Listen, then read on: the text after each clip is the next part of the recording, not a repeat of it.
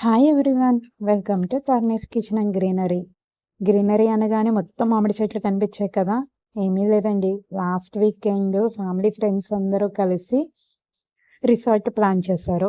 నేను ఇప్పుడు చూపించే రిసార్ట్ వచ్చి నేచర్ రిసార్ట్, బెంగళూరుకి నియర్గా ఉంటుంది. చాలా చాలా బాగుందండి. పిల్లలు అయితే ఫుల్ ఎంజాయ్ చేశారు. మొత్తం గ్రీనరీగా అనిపించింది. వన్ డే అవుటింగ్ అయితే చాలా బాగుంటుంది. కాకపోతే మేము స్టే కూడా చేసాము పిల్లల కోసం. ఈ మొక్క చూసారా, చూడటానికి భలే అనిపించింది. మొగ్గలో నుంచి రెడ్ కలర్ ఫ్లవర్స్ వచ్చి పిల్లలు చూసారా, మొత్తం మామూలుగా కాదు, రిసార్ట్ మూడ్లోనే ఉన్నారు.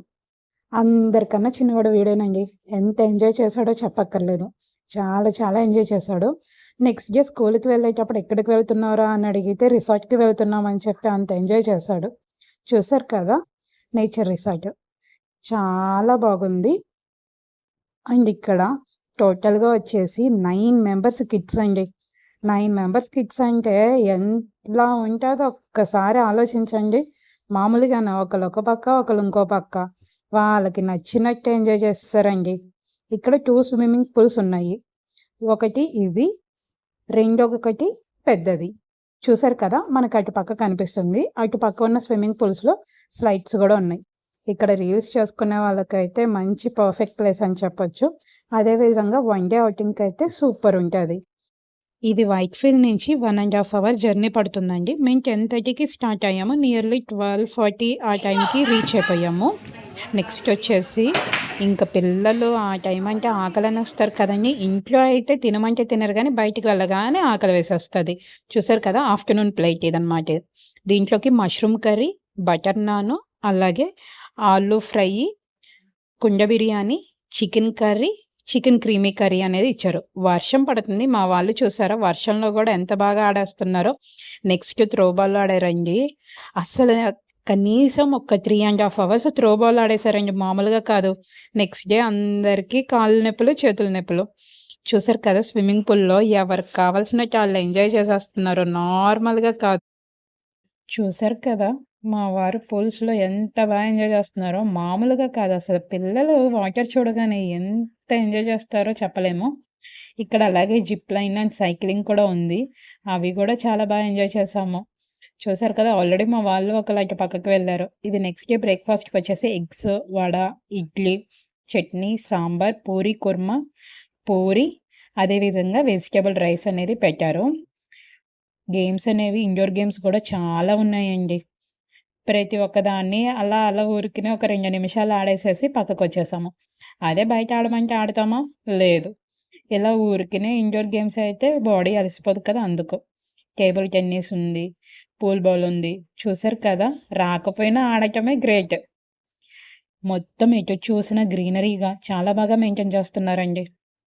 కిడ్స్కి చూసారు కదా, ఎంత చక్కగా. ఈ ఉయ్యాల్లో అయితే నేను ఎంతసేపు ఊగానో నాకే తెలియదు.